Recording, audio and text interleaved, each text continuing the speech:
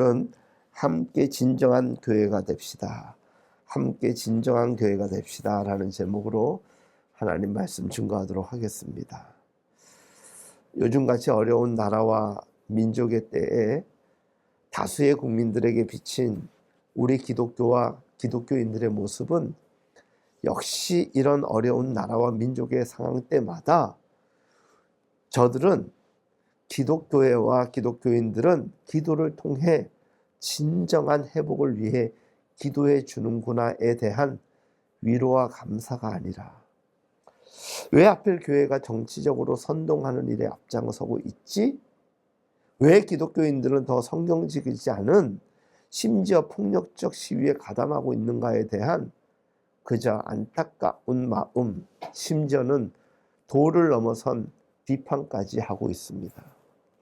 저는 교회가 나라와 민족을 위하여 다양한 방식으로 소리를 내야 하는 것에는 동의하나 현재 벌어지고 있는 일부 교회와 기독교인들의 행태는 부동의할 수밖에 없고 비판받아 마땅하다라고 생각을 합니다.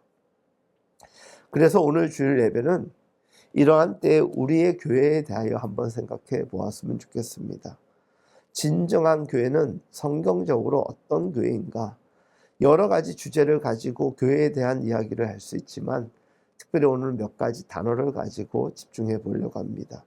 동시에 진정한 교회와 더불어 진정한 기독교인 어떤 사람일까에 대하여 우리 함께 은혜를 나누었으면 좋겠습니다. 다만 오늘의 말씀이 지금 나라와 민족의 상황을 빗대어 전하는 메시지는 아닙니다. 성경 본문 중심으로 이끌어 가기에 설교 도입부에 말씀드린 내용을 중간에 추가로 이어가진 않을 것입니다. 집중하여서 말씀을 해석하고 그것을 나누는 시간이지 말씀을 이용하여서 세상과 나라와 민족을 폄하하는 것은 설교 시간에 자제해야 되기 때문입니다. 그럼에도 불구하고 더 나아가 이 말씀의 스펙트럼을 가지고 세상에서 어떻게 살아갈 건지는 늘 말씀드리지만 여러분들의 몫입니다. 어떻게 하면 우리가 빛과 소금의 직분을 감당할 수 있을까 고민하는 여러분들, 그 속에서 힘들고 어려운 날도 있고 보람도 있을 것입니다. 하나님의 은혜와 지혜, 담대함이 함께하기를 바랍니다. 고린도전서를 보면은 특히 4장에서 우리는 신자가 이 세상에서 어떤 모습으로 존재하는가에 대하여서 특별히 제3자에게 비치는 신자의 모습이 고난의 모습인가 형통의 모습인가에 대해 고린도 교회 교인들과 바울 사이에 근본적인 시각차가 있음을 발견하게 됩니다. 고린도 교회 교인들은 신앙을 가지고 있으면 모든 것이 완전하고 부족함이 없고 세상에서도 대접받고 세상 일이 형통할 것으로 생각하고 있었습니다. 저도 그렇고 여러분들도 그럴 때 많죠. 내가 하나님 믿는데 왜 내 삶은 이렇습니까? 그렇게 하나님을 향하여서 안타까운 마음으로 하나님 앞에 눈물 흘리기도 하지만 너무 힘들면 하나님 앞에 원망하기도 하죠. 거기에 반해서 사도 바울은 신자가 된다라는 것은 이 세상에서 사람들 눈에 완전한 것으로 보이지도 않으며 그렇죠.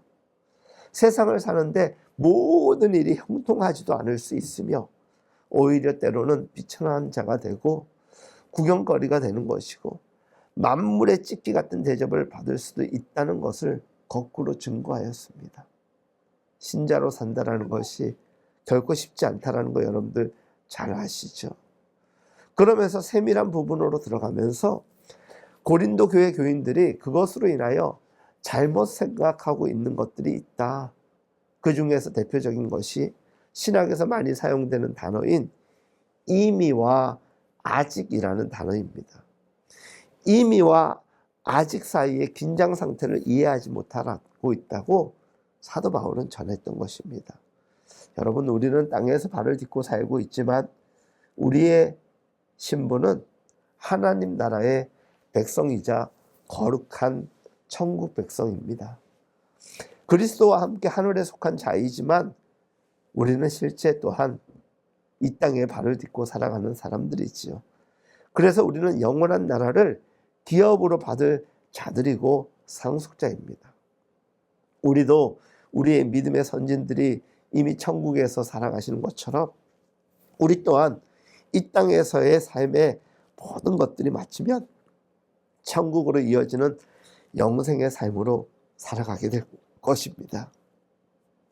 이 세상에 살아있는 동안에는 우리의 영광과 우리의 약속된 모든 가치들이 이 세상의 사람들에게 또 이 세상의 가치의 시각으로 확인되지 않는 삶을 살아야만 하는 것이 우리의 몫이지만 부담스러운 하나님의 말씀일 것입니다. 적당히 쉽게 살아갈 수도 있지만 하나님 말씀대로 살아간다는 것은 결코 쉽지 않다는 것 여러분들 여러 차례 경험하였을 것입니다. 8절에 있는 말씀같이 너희가 이미 배부르며 이미 부요하다. 너희가 이미 왕노릇하고 있는 부분에 대하여 우리의 깊은 이해가 있어야 되는 것을 살펴보도록 하겠습니다.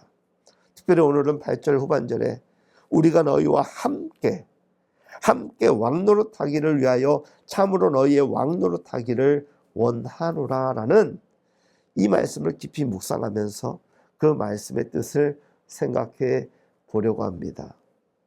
몇 차례 말씀을 통하여서 설명을 드렸듯이 이미와 아직이라는 사이의 이 긴장관계, 그러니까 갈등을 이해하지 못하는 것이 신자가 오해해서는 안 되는 중요한 문제라면 이제 이러한 것들을 오늘 8절에 나와 있는 것처럼 함께라는 것을 통하여 실현해 가자라는 것입니다. 이미 하나님이 우리를 자녀 삼으셨지만 하나님의 백성으로 복을 주셨지만 아직 우리가 경험하지 못하고 있는 하나님 나라의 그 충만하고 풍성한 삶에 대하여 목마름이 있지 않습니까? 그 가치관 사이에서 우리는 이미와 아직의 사이에서 긴장하기도 하고 갈등하기도 한다는 것입니다. 이러한 것을 홀로 풀어갈 수 없기 때문에 오늘의 말씀 함께, 우리가 너희와 함께 라고 우리는 말씀을 이해하면 될 것입니다. 이 함께라는 말은 특별히 고린도 교인들에게 필요한 말씀이었지요. 우리가 신앙적으로 무엇을 깨닫는다든가 특별한 체험을 한다든가 깊은 어떤 신앙적인 눈을 뜨게 될 때에 신자들 사이에는 안타깝게도 어떠한 구별짓는 습성이 생깁니다. 자기네들끼리 옹기종기 모여있는 이들이라고 비판하는 목소리 한번 들어보셨을 것입니다.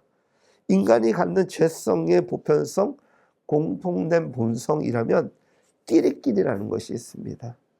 하지만 그것이 장점이 되기도 하지만 그것이 공동체를 파괴하는 큰 힘이 되기도 합니다. 인간끼리 자꾸 경쟁적이고 분리되는 마음을 가지게 하는 것이지요. 거기에 비해서 신자는 함께 지어져 간다는 것을 잊지 말아야 될 것입니다. 에베소서 2장 11절에서 18절 좀 긴 말씀이지만 제가 읽어드리겠습니다. 그러므로 생각하라. 너희는 그때 육체로 이방인이요 손으로 육체에 행한 할례당이라. 칭하는 자들에게 무할례당이라 칭함을 받는 자들이라. 그때 너희는 그리스도 밖에 있었고 이스라엘 나라 밖의 사람이라. 약속의 언약들에 대하여 외인이요 세상에서 소망이 없고 하나님도 없는 자이더니 이제는 전에 멀리 있던 너희가 그리스도 예수 안에서 그리스도의 피로 가까워졌느니라. 그는 우리의 화평이신 자로 둘로 하나를 만드사 중간에 막힌 담을 허시고 원수된 것 때문에 속한 계명의 율법을 자기 육체로 폐하셨으니 이는 이 둘로 자기 안에서 한 세 사람을 지어 화평하게 하시고 또 십자가로 이 둘을 한 몸으로 하나님과 화목하게 하려 하심이라. 원수된 것을 십자가로 소멸하시고 또 오셔서 먼데 있는 너희에게 평안을 전하고 가까운 데 있는 자들에게 평안을 전하셨으니 이는 저로 말미암아 우리 둘이 한 성령 안에서 아버지께 나아감을 얻게 하려 하심이라. 지금 읽은 이 11절에서 18절까지의 말씀은 전부 유대인과 이방인의 구별이 있다 없다? 없다라는 것입니다. 너희가 예전에는 원수였다. 너희는 이방인이었고 외인이었고 무할례당이었다. 그러나 십자가 안에서는 모두가 같다라는 것입니다. 너희가 예전에 원수였다. 너희는 이방인이었고 외인이었다. 그런데 이제는 다 하나님의 백성이요 이스라엘 백성이라는 것입니다. 너희 가운데 유대인이 더 나은 것이 없고 이방인이 더 못한 것 없다라는 것입니다. 이제 너희는 하나다라는 것입니다. 율법의 기준이었을 때는 한쪽은 선인이요 한쪽은 버려진 이방인이었다라고 느꼈을 테지만 십자가 아래서는 그 구별이 있다 없다? 없다라는 것입니다. 원수된 것을 이제 없이 하게 하시고 한 몸을 이루어서 그 둘을 하나로 해서 하나님과 화목하게 하려는 것이 십자가의 뜻입니다. 여러분, 오늘 우리 시대의 키워드 중에 하나는 분열입니다. 양극화입니다. 결코 우리에게 좋은 단어는 아닙니다. 때로는 명분 있는 구분이 있긴 하지만 그 명분 있는 구분 또한 서로를 보충하고 보완하는 효과를 발산할 때 좋은 단어로 양분될 수 있는 것이지, 각자 도생하고자 하는 것은 사실은 파멸로 이루는 것이겠지요. 교회 또한 같습니다. 우리가 각자의 개성을 가지고 교회를 다니고 신앙이 저마다 지향하는 포인트가 다를 것 같지만 사실은 하나입니다. 사랑하는 것이고 하나님의 뜻을 이루는 것이죠. 하나 되기 위하여서 노력하는 것입니다. 뭔가 열심히 하려고 하지만 그것이 다툼이 되고 분열이 된다면 그 동기가 되었던 결과가 되었던 모든 것 하나님이 기쁘게 받지는 않으실 것입니다. 우리가 예수를 믿어도 모두 같다고 생각하지 않는 이들이 있습니다. 우리끼리도 구분하고 차별지을 때가 얼마나 많습니까? 누구나 갖고 있는 생각입니다. 그렇다고 하여서 올바른 생각은 절대 아닌 것입니다. 그저 보편적인 사람들이 연약한 가운데서 발생하는 죄성이라고 우리는 다만 인정할 뿐인 것이죠. 그러나 우리가 다른 사람도 아니라 신자가 된 이후에는 그러한 질서와 이별할 수 있어야 됩니다. 그러한 생각을 차단할 수 있어야 되는 것입니다. 죄의 습성을 끊어버리기 위하여 노력해야 하는 것이죠. 이것을 버리지 아니하면 우리가 신앙이 있다라고 할 수 있는 것 아닙니다. 신앙의 힘은 하나님을 믿는 정도가 아니라 하나님을 믿기 때문에 하나님의 법을 추구하는 것입니다. 하나님의 식과 법을 추구하는 것입니다. 십자가 안에서는 십자가가 더욱 당연하고 어떤 사람은 덜 당연한 구별이 없습니다. 우리 모두 십자가 필요했다라는 것은 우리들이 너나 할 것 없이 죄인이었다라는 것입니다. 다 죄인입니다. 덜 지은 죄인, 많이 지은 죄인 다 하나입니다. 하나같이 죄인이라는 것이죠. 그러나 하나님의 은혜로 예수님의 공로로 우리는 어떻게 되었습니까? 칭의의 은총을 입은 것이고 하나님의 자녀된 삶을 지금 살아가고 있지 않습니까? 에베소서 2장 19절 22절 그러므로 이제부터 너희가 외인도 아니요 손도 아니요 오직 성도들과 동일한 시민이요 하나님의 권속이라. 너희는 사도들과 선지자들의 터 위에 세우심을 입은 자라. 그리스도 예수께서 친히 모퉁이 돌이라 되셨느니라. 그의 안에서 건물마다 서로 연결하여 주 안에서 성전이 되어가고 너희도 성전 안에서 하나님의 거실 처소가 되기 위하여 예수 안에서 함께 지어져 가느니라. 여러분, 교회란 구약식으로 얘기하면 이스라엘이라는 호칭과 같은 것입니다. 교회란 예수 그리스도를 믿는 사람들이 총칭하는 일반 명칭입니다. 조직체와 어떤 체제 이전에 예수를 믿는 모든 사람들을 총칭하는 명칭이 바로 교회라는 명칭인 것입니다. 그래서 오늘 말씀의 제목이 함께 진정한 교회가 됩시다. 우리 아둘람 교회를 좋은 교회로 세워가는 것만큼, 그리고 그 이면에는, 그 배경에는 여러분 한 사람 한 사람이 좋은 교회가 되어야 되는 것입니다. 한 사람 한 사람이 여러분들의 가정이 좋은 교회가 되면 우리 교회는 당연하게 좋은 교회가 되는 것이지요. 또 우리 교회가 좋은 교회가 되면, 그래서 좋은 교인들이 함께 예배하고 신앙생활을 한다면 당연히 그들의 가정 또한, 그리고 그들의 삶 또한 좋은 교회로서의 움직임을 보이게 될 것입니다. 그런 교회 안에는 차별이 없습니다. 하나님께서 왜 교회를 부르셨다라고 여러분들은 생각합니까? 교회라는 것이 왜 필요하다라고 여러분들은 생각하고, 오늘 왜 인터넷으로 또 다양한 문서를 통하여서 하나님 말씀을 경험할 수 있는데 왜 교회로 여러분들은 나오셨습니까? 예수 그리스도를 머리로 하여 그들을 한 몸으로 불러 함께 지어져 가게 하기 위해서 교회로 불러내는 것입니다. 하나님이, 예수님이, 성령님이. 그래서 교회는 이런 조직을 가질 필요를 느끼는 것입니다. 그 조직은 어떻게든지 하나님의 뜻을 추구하는 목적을 가져야만 하는 것이기도 하고요. 믿는 사람끼리 모일 필요를 느끼는 것입니다. 어떤 조직을 꼭 가져야 된다는 것은 아닙니다.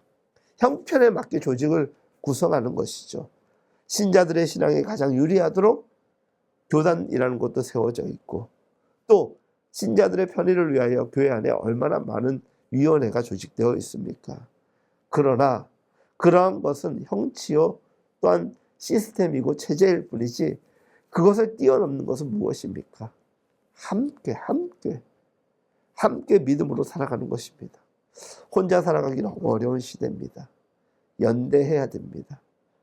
때로는 너무 힘들면 내 어려운 하소연이라도 들어줄 사람, 때로는 너무 기쁜데 이 기쁨을 나눌 수 있는 사람이 없다라면 얼마나 불행한지 모릅니다. 너무 힘들 때는 전화 한 통화하거나 문자를 통하여서 저를 위해서 기도해 주세요. 자기가 어떤 얘기를 해도 받아들일 수 있는 사람이 있다라면, 그렇죠? 정말 기쁠 때 누구보다도 나를 축하해 주고 정말 나보다 더 그 이상으로 감격에 취해 있을 사람이 여러분들 곁에 몇몇이 있을까 생각해 보십시오. 아마 여러분들 느끼시지 못하더라도 여러분들의 소식 하나하나에 울고 웃는 사람들 중에 한 명이 저라는 것을 꼭 기억하십시오. 전 진짜 그렇습니다. 여러분들도 그렇죠. 요즘에 교회 일을 하던 중에, 또 요즘에 알바로 일을 하던 중에 여건과 상황 때문에 교우들이 이런저런 문자와 격려의 메시지를 보내주시면 너무 큰 격려가 되고 힘이 됩니다.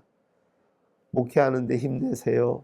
목사님 일하시는데 건강 주의하세요. 안전하게 하세요. 뭐 이런 기도와 문구를 보내주실 때면 정말 힘이 납니다. 그래서 더 저도 여러분들을 위하여 노력하고 애쓰고자 마음을 먹게 되죠. 이게 뭡니까? 우리가 함께라는 거예요. 하나님이 함께 하시듯이 우리도 함께 한다는 것입니다. 운영을 잘하느냐 못하냐의 문제가 매우 중요하지만 무엇보다도 그 사람이 얼마나 진정한 하나님의 뜻을 추구하는 사람인가, 그것이 우선 평가되어야 될 항목 아니겠습니까? 가졌든지 안 가졌든지 하나로 묶는 데 전혀 문제 없습니다. 우리는 혼자 완성할 수 없는 연약함과 부족함을 가진 사람들입니다. 함께 우리가 세워가야 될 것은 사랑이고 하나님의 뜻인 것입니다. 이것이 바로 성경의 선언입니다.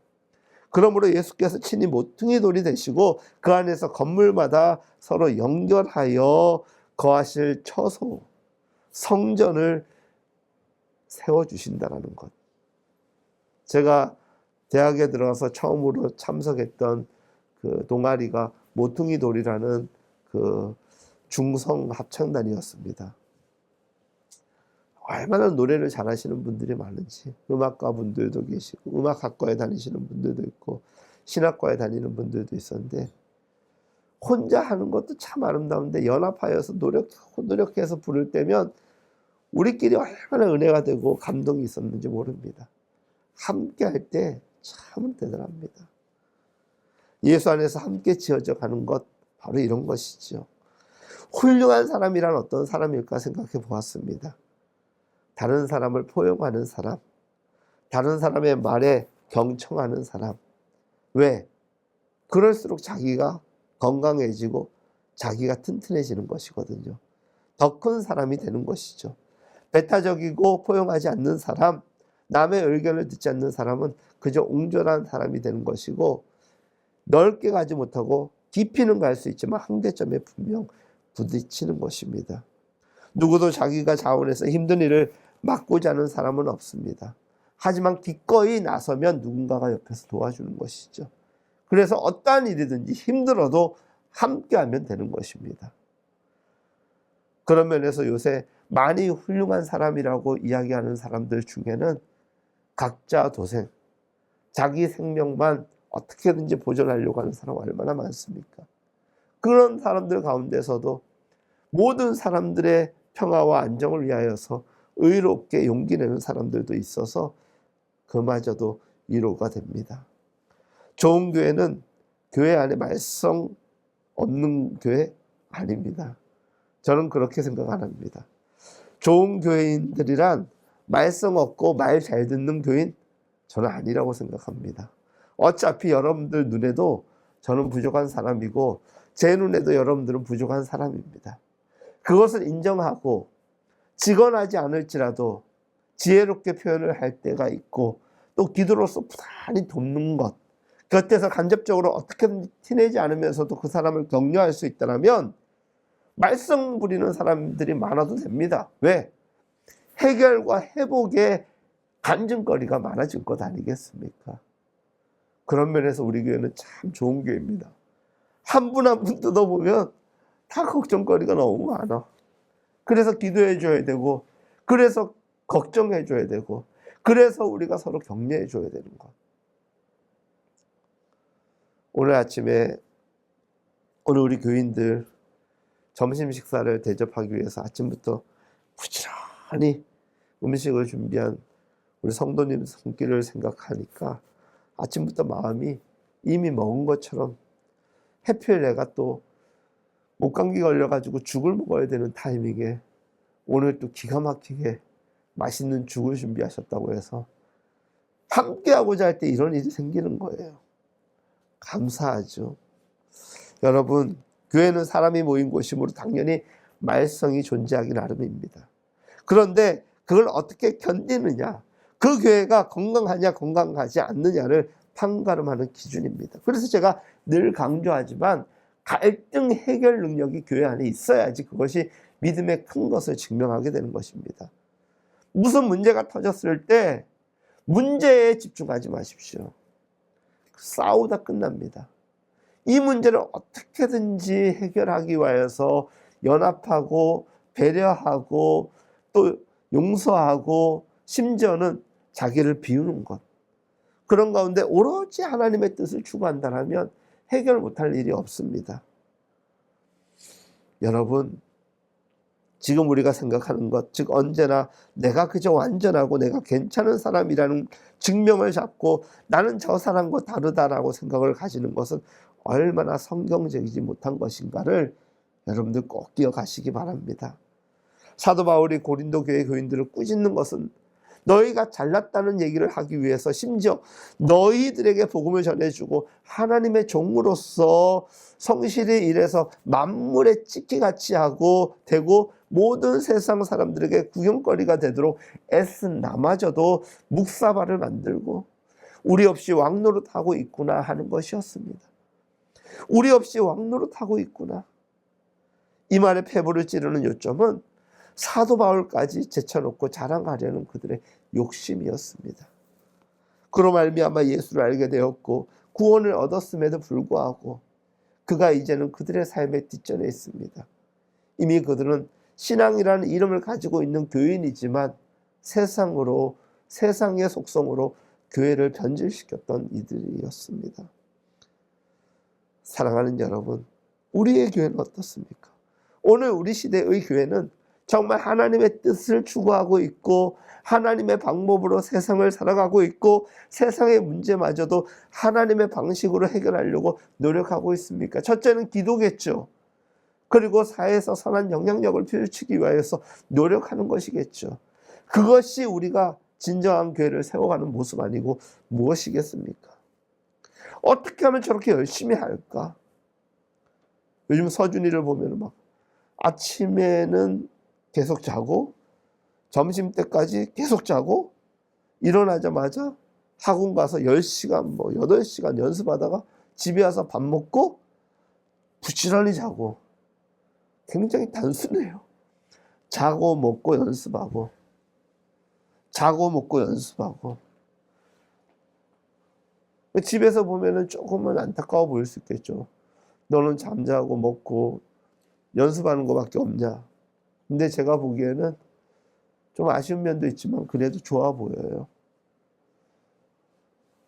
8시간, 10시간 동안 자기의 미래를 위해 열심히 노력하는 거 쉽지가 않습니다. 그러니 집 오니까 피곤하죠. 배고프니까 밥 먹고, 밥 먹으니까 식곤증 오니까 당연히 밤이니까 자고. 학원에서 어떻게 하는지는 모르겠지만은 그렇게 일단은 생각은 하고 있습니다. 열심히 하고 있겠지. 그런데 학원 선생님이나 학원 친구들이 생각하는 거예요. 쟤는 어떻게 저렇게 8시간, 10시간을 저렇게 열심히 할 수 있을까? 저는 이런 평가가 뒤따랐으면 좋겠습니다. 쟤 알고 봤더니 교회 다녀. 그래서 연습 중에도 틈틈이 보면은 뭐라고 궁시렁거리는데 자세히 내가 지나가면서 들어보니까 하나님 제가 좀 오늘 지쳐요. 힘주세요. 잘할 수 있도록 창조 능력 주세요. 그렇게 기도하면서 하더라고. 그래?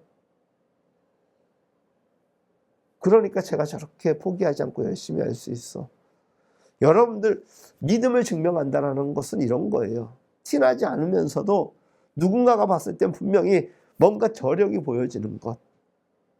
각자의 자리에서 최선을 다하는 그 능력이 쉽습니까? 쉽지 않아요. 꾸준함과 부지런함이 결코 쉽지가 않습니다. 근데 어떻게 저렇게 포기하지 않고 넘어지면 또 일어나고 저게 어디에서 오는 정신일까? 열의 9은 이미 버티지를 못하는데 그 열의 하나가 돼가지고 끝까지 전진하는 사람, 결국 그 하나는 믿음이 주는 능력으로 살아가는 사람이라고 우리가 증명해야 되는 거 아닙니까? 그런 한 명 한 명이 곳곳에서 그 열의 9 포기하는 사람들을 세워간다면, 함께 세상을 만들어가고 하나님 나라를 만들어간다면 이 세상은 금세 회복되어질 것입니다. 우리가 정신 차리면 우리의 교회도, 여러분들의 가정된 교회도, 여러분들 개인의 자리도, 일터도 모두 하나님의 진정한 교회가 되는 것이지요. 신앙생활을 할 때 여러분들이 누군가 없으면 이라는 생각을 할 때가 참 많습니다. 증오, 또 무시 이런 것들이 많은데 그런 생각 들 때도 있겠지만 안 하려고 노력하는 것도 매우 중요한 것이고, 그런 사람들을 변화시키기 위하여 기도해 주는 것 얼마나 중요한지 모릅니다. 그저 저놈만 없으면 내 속이 덜 속상할 건데 그런 자식들 분명히 있을 수도 있을 것입니다. 근데 이내 그 생각 접게 되죠. 그게 부모 마음이에요. 그 부모 마음이라는 게 하나님 마음이에요. 하나님 우리 결코 포기하지 않으시잖아요. 우리를 구분지었다면, 의인과 죄인으로 구분하였다면, 그래서 죄의 삭은 사망이라는 말씀 안에서 그냥 적용했더라면 아마 천국 갈 사람 아무도 없습니다. 하나의 죄라도 1년에 한 번, 아니 하루에 한 번 이상은 늘 다 짓는 게 우리 아닙니까? 근데 그런 구분 없습니다. 그저 자녀라는 것입니다. 내 아들이요 내 딸이라는 것입니다. 이게 하나님 마음이고 부모된 여러분들의 마음 아닙니까? 그런데 교회 다니면서도 저 사람은 상종할 사람이 아니야, 무식해도 무식한 이런 경우가 없는 것입니다.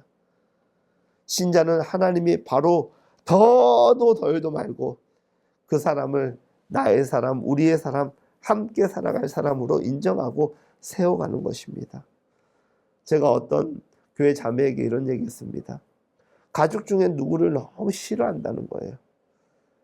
이해가 돼요. 이야기를 들어보니까. 제가 이런 얘기를 했어요. 사랑하는 것이 도저히 부담스러우면 그래도 믿는 자니까 하나님 미워하지 않게 해주세요라고 기도하라고. 미워하지만 않아도 충분한 것이기 때문입니다. 미워하지 않는 것도 사랑의 실천 방법입니다. 여러분, 우리는 연대해야지 됩니다. 에베소서 2장 5절 말씀, 허물로 죽은 우리를 그리스도와 함께 살리셨고, 허물로 죽은 우리들, 죄인이었던 우리들, 그리스도가 우리를 살리셨다라는 거예요. 함께. 또 함께 일으키사 그리스도 예수 안에서 함께 하늘에 앉히시니, 이는 그리스도 예수 안에서 우리에게 자비하심으로써 그 은혜의 지극히 풍성함을 오는 여러 세대에 나타내려 하심이니라. 여러분, 구원이라는 것은요, 우리가 하나님을 떠나 있었기 때문에 사망을 이길 방법이 없고 죄를 치를 방법이 없었는데 주님이 나를 안아주시고 사망이 우리를 손댈 수 없도록 그런 존재가 되도록 하나님이 십자가로 해결해 주셨다는 것입니다. 우리는 주 안에 들어가게 된 것입니다. 주님이 초청하시고 강력하게 견인하여 주셔서. 아니, 우리가 들어간 것 아닙니다. 우리의 의지가 아니라 하나님의 포기하지 않는 의지 때문에 우리가 하나님을 믿게 된 것입니다. 이것이 십자가의 은혜입니다. 주님께서 우리를 품으신 것 같이 우리 또한 우리 주변에 있는 사람들을 품어야 됩니다. 오래 걸리더라도 빨리 하려고 하지 마세요. 저도 해보니까, 여러분들 해보니까 어때요? 빨리 하다가는 더 상처가 되고 그르칠 때가 참 많습니다. 우리가 주님을 본받는 자가 되어야 되지 않겠습니까? 동시에 우리도 예수님처럼 살아야 된다면 하나님이 원하시는 방법으로, 예수님이 이 땅에서 사셨던 방법대로 우리도 한번 살아봅시다. 신자가 신자로서 존재하려면 이 존재 방식 외에는 다른 방식 없습니다. 곧 주님과 함께 하여야만 해결할 수 있습니다. 힘들면 하나님께 찾아가서 기도하고, 잘되면 하나님께 감사의 고백을 드리면 하나님이 격려도 주시고 힘도 주시는 것이죠. 우리가 잘 아는 갈라디아서 2장 20절 나오는 사도 바울의 고백. 이제는 내가 산 것 아니요 오직 내 안에 누가 산 것이라? 그리스도 예수께서 사신 것이다. 곧 내가 아니라 내 안에 계시는 주님이 나 대신 사시는 것이다. 내 생각, 내 의지 죽이고 내 안에 하나님의 말씀을 세우는 것, 하나님이 살아계시다라는 것입니다. 내 안에 하나님이 살아계셔서 하나님이 나에게 생각 가운데 주시는 그 말씀을 전하는 것이고, 하나님이 하라고 하신 생각대로 행동하면 다 되는 것입니다. 내가 나가 아니다. 나는 내 안에 주님을 받들어 세우는 것이고, 주님의 뜻과 주님의 생각을 어떻게든지 잘 표현하기 위하여 사는 것이 나의 최선이 되어야 한다. 이런 생각을 해야 되는 것입니다. 우리 중에 누가 잘못된 것은 내 몸의 일부가 된 것이지 다른 몸이 아니라는 것입니다. 몸 가운데서 분쟁이 없고 오직 여러 지체가 서로 같이 하여 돌아보게 하셨으니, 만일 한 지체가 고통을 받으면 모든 지체도 함께 고통을 받고, 한 지체가 영광을 얻으면 모든 지체도 함께 즐거워하나니, 너희는 그리스도의 몸이요 지체의 각 부분이라. 연결되어 있다는 거예요. 그래서 사랑하는 사람들의 소식 가운데 안타까운 소식이 들리면 눈물이 나는 거예요. 가슴이 찢어지는 거예요. 전화도 하고 싶고 문자도 하고 싶고 찾아가서 격려도 해주고 싶고. 예수님의 마음입니다. 하나님의 마음이죠. 하나님이 주신 마음이고 예수님이 주신 마음입니다.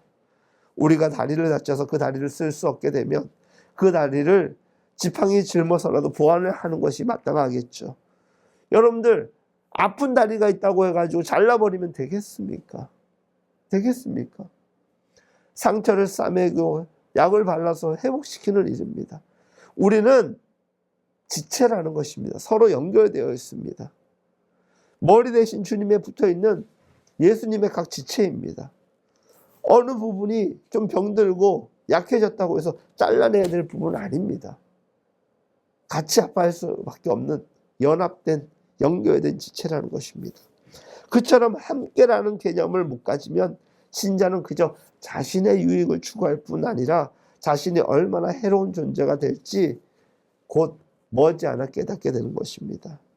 그래서 무조건 자르는 것만이 능사가 아닌 것입니다.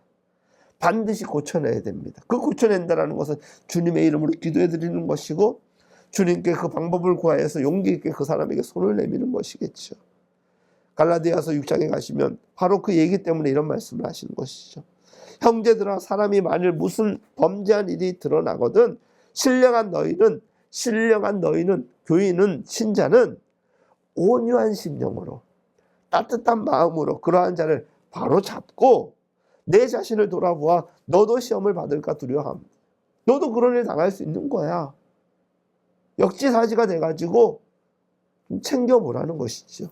너희가 짐을 서로 지라. 그리하여 그리스도의 법을 성취하라. 이것이 하나님이 우리에게 주신 마음입니다. 성도들이 교회에서 신앙생활을 하는데 누가 치명적인 실수를 했을 경우 그 사람을 함부로 도려내듯이 잘라낼 생각만 하지 말고 바로 잡아주고 치료해주고 기도해주고 내가 뭐라도 도울 방법이 뭐가 있을까? 그러다 보면 그 사람도 온전한 사람으로 세워지는 것이고 하나님의 기쁨의 삶을 사는 것이죠. 그게 신앙의 보람인 것입니다. 그리스도의 법은 그리스도를 머리로 한 우리 모두가 한 몸이요, 그 몸의 지체이므로 건강한 몸을 이루기 위해서 다친 곳과 잘못된 데를 서로 합심해서 함께 치료해 나가는 것이죠. 함께 신앙생활을 한다는 게 그런 겁니다. 함께 있으면서 싸우면은 그게 어떻게 함께 하는 것이겠습니까? 함께라는 것은 위대한 것입니다. 함께 진정한 교회를 세워가는 것입니다. 우리 교회가, 우리 신앙 공동체가, 여러분들의 가정 공동체가, 여러분들의 일터가 진정한 교회가 되기 위하여 우리가 노력하는 것이죠. 그러므로 주 안에서 같이 내가 너희를 권하노니 너희가 부르심을 입은 부름에 합당하게 행하여 모든 겸손과 온유로 하고 오래 참음으로 사랑 가운데서 서로 용납하고 평안에 매는 줄로 성령의 하나가 되게 하신 것을 힘써 지키라. 몸이 하나요 성령이 하나이니 이와 같이 너희가 부르심의 한 소망 안에서 부르심을 입었느니라. 주도 하나이요 믿음도 하나이요 세례도 하나이요 하나님이 하나이시니 곧 만유의 아버지시라. 만유에 계시고 만유를 통일하시고 만유 가운데 계시도다. 여러분, 우리는 어떻게 부름을 받았습니까? 그리스도 예수 안에서 같은 성령으로 한 성령 안에서 우리는 부름을 받은 하나입니다. 함께 부름을 받았다, 한 몸으로 부름을 받았다는 것 꼭 기억하시기 바랍니다. 그래서 여러분들의 신앙이 옳으냐 그러냐를 따질 때 이 함께에 대한 만족도가 얼마나 있는가도 늘 생각해 보시기 바랍니다. 그저 자기 주장, 자기 뜻에만 너무 매몰되지 않기를 바랍니다. 참음과 용납과 용서와 인내가 그것이 또한 기도로 발전하여서 함께 눈물 흘리면서 아뢰고 도움을 받는다라면, 위로부터 주시는 신령한 능력을 받는다라면 우리 삶이 얼마나 더 풍성해지고 아름다워지겠습니까? 우리 주 예수 그리스도의 은혜를 너희가 알거니와 부유하신 자로서 너희를 위하여 가난하게 되심은 그의 가난함을 인하여 너희로 부욕케 하려 함이라. 내가 그렇게 하면 내 손해 아니야. 내 시간이 마이너스 되는 것이고 그 시간에 내가 원하는 일을 하면 더 좋아질 텐데 내가 왜 저 사람을 위하여 이렇게 해야 돼? 기독교적인 생각 아닌 것입니다.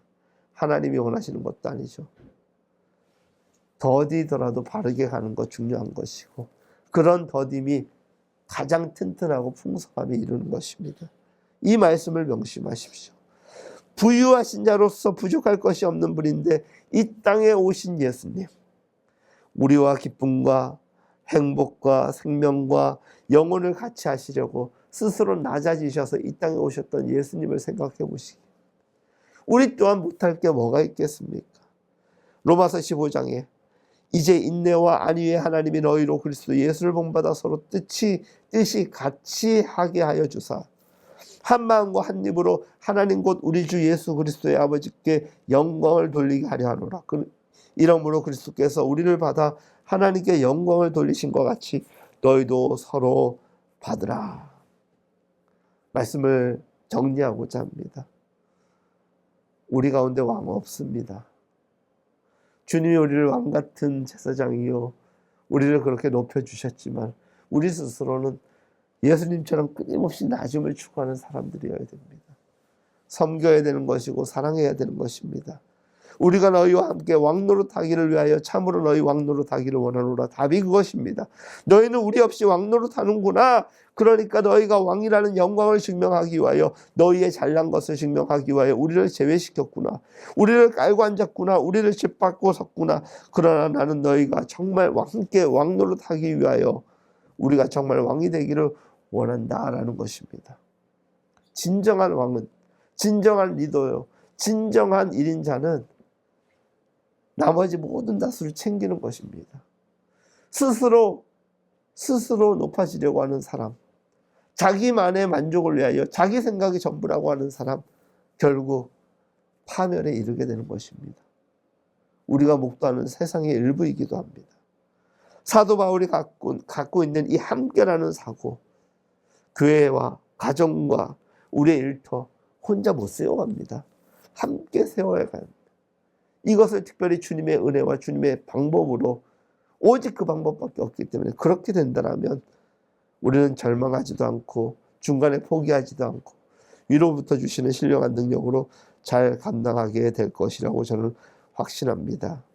사랑하는 여러분, 오늘 말씀 기억하시면서 힘들 때 편안하게 손 내미시고 도움 요청하시고, 기쁠 때는 그 감사를 함께 나누는 즐거움도 있었으면 좋겠고, 여러분들에게 신앙적, 가정적, 또 경제적 여러 면에 있어 여유가 있고 여러분들이 굳건한 길 위에 세워져 있다면 돌보는 일, 챙기는 일, 염려해주고 걱정해주고 격려하는 그와 같은 일에 힘쓰십시오. 그것이 이웃을 내 몸과 같이 사랑하라고 하신 주님의 말씀을 지키는 것입니다. 절대로 한 사람의 특별한 능력으로 좋은 교회, 좋은 가정, 좋은 일터가 세워지는 것 아닙니다.